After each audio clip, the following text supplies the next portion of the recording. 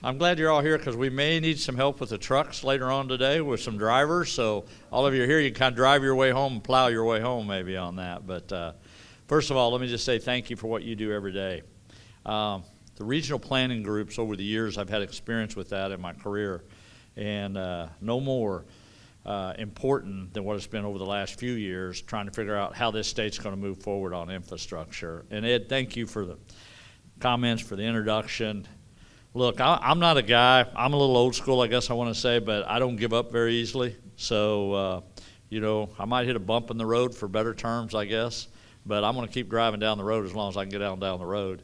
And I think that's what we did with infrastructure in the state. We could easily, when things didn't go the way we thought they would at the ballot box, you could easily pick your ball up and went home and says, okay, fine, let's just let things go to heck in a handbasket, I guess, for better terms, and do nothing. Or you understand what kind of challenge that we had, and we had to meet that. And I think that's what we really faced when I met with Ed that one time. I said, okay, what's our alternatives? How is it we move forward with infrastructure in the state the best way we can with what we have? And I think that's what we strictly focused on from day one of the administration. Because there's one thing I will tell you, and you're going to get involved in the infrastructure part of it in all your regions of what you do, and you're going to plan for them regions, and you're going to focus on those regions. And that's good. That's exactly what you're supposed to do. But for me, I have to focus about the entire state. MoDOT has to fire up for the entire state. We've got to figure out how you put all these pieces together, this puzzle, and how do we make it successful for the state of Missouri. And I think that's what is so important of how we put the packages together and what can we do with what we have to work with. We all know right now we're getting a lot of great things done in infrastructure. Right, I'm totally impressed every day with the projects that are going out there. The cost share program we did, the $50 million there, additional $50 million I'm asking for. And if your region's not looking at some of that pool of money, you should be. To see what it is. Again, economic development's a kind of a buzzword in that arena to do that. But those are the kind of things that we can do. And the only reason I can go back this year and ask for that other $50 million is because the other $50 million was so successful. And when you think of what we did, we come up from the governor's office, we're thinking, okay, if we put $50 million in there and the individuals in your areas, the towns, the cities, they put their share in there, their cost share in there, then that's $100 million worth of infrastructure. That's a big deal, especially for rural areas, for across the state, or wherever you go, there's projects getting done. But the reality of it was that $50 million turned into almost $150 million because some people said, hey, I just need 30%. I just need 40%. So that freed up money for someone else. So as you're all here today, although I know you have your regions, but I'm going to go to that statewide project that I have to look at all the time. When you don't have to have it and you're willing to help your other colleagues, and that should go both ways, whether you're urban, whether you're rural, to help each other do things like that, that's why it's so important to get it right statewide. And I get the regional side of it. We want to help you in your regions. But it's so important we put that plan together. But you are that plan. You're that plan that gives us direction how to do it. And I'm going to tell you, the one thing I'm learning from Governor, there's a lot of bureaucrats up here in Jefferson City. But nobody knows those needs better than what you guys do sitting out here in these chairs today. You know what those communities need. You know what's going to help you with economic development. You know what's going to help you with workforce. And those two things go together, that point. So I don't want you to think all of a sudden everything's about infrastructure in this room. It's never all about infrastructure. It's never all about workforce. But those two things are vital to the state of Missouri. If you don't have a good infrastructure in place, you can't build your workforce. You can't expect new businesses to expand. You can't expect new businesses to come here.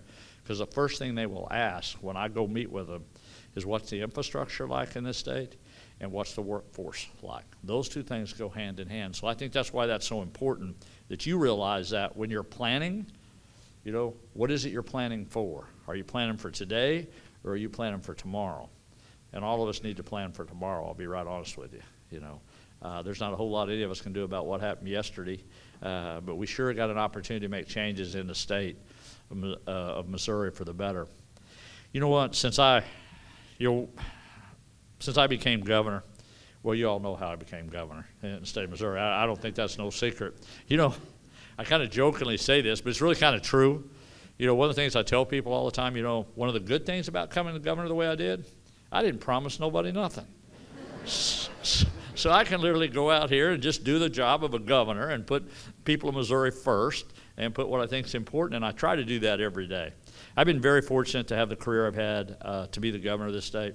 But right now, for me, it's about, well, how do we make the state better? Every region of the state. How do I make sure if you live in a rural area in Fairplay, Missouri, or you live in Kansas City, how do I make sure and prepare those communities and those cities across the state of Missouri for the next generation? In order to do that, I will tell you this right now. It won't always be about highway systems. It'll be about river ports. It'll be about airports. It'll be about rail.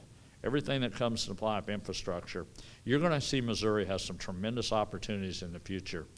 And where we're located in the United States right now, the center, the heartland of our country, there's no better place for distribution centers, and we're finding that out every day, than coming right here to Missouri to get it. You can't get things done on the east and west coast anymore like they used to. It's very expensive. A lot of things are hampering businesses from there, and they're starting to look out to the Midwest. That's an opportunity for us here in Missouri, and that's why it's important what you guys do every day, trying to come up with these plans and make sure your region, that you're using it wisely.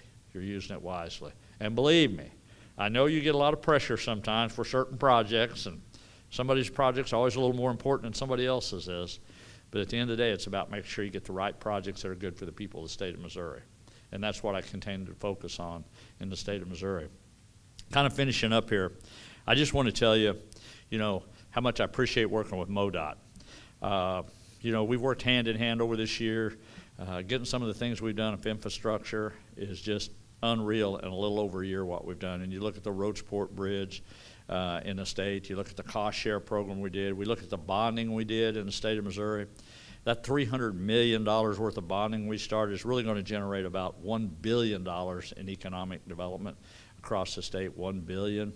And I don't know how many of you heard the state of the state, but I want to mention this, but the first round of bonds we just sold, let out for bid, 1.25 on the interest rate, 1.25 on the interest rate. I'm going to tell you, from farm boy here in me, I'd love to borrow money for that every day. I'd buy a few more old cows if I could get it for 1.25.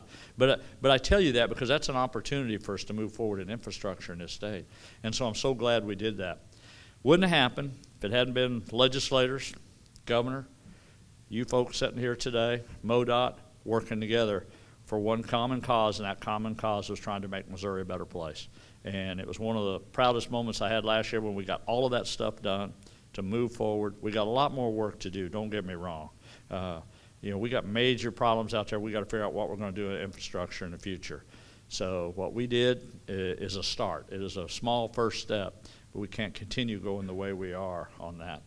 Let me just finish up. One thing else I want to mention to you before I get out of here. I mentioned the Wayfair Act in the State of the State address. If you're familiar with that, the internet sales tax, that most states are already starting to take that. That to me is one of those things. Just fundamentally, I think we should do it because it's an unfair advantage, I believe, to the brick and mortar businesses we have in our state. Because if you're a business in Missouri, you got to do all that. It's not fair for somebody out state to come in here and sell products and have an advantage over our own people in our own state. And that's why I believe that. But one of the other things I mentioned in that, we mentioned paying down the debt with part of that Wayfair money, saving a little money, which we need to do also, but then trying to figure out how we might be able to utilize some of that for infrastructure, how the legislator might get through that. But one thing to do, always look outside the box, try to figure out how we're going to fund this for the future of the state of Missouri. We still got some challenges out there, but I guarantee you if you'll stay focused on what you do and we stay focused on what's best for the state of Missouri, that's what it's all about.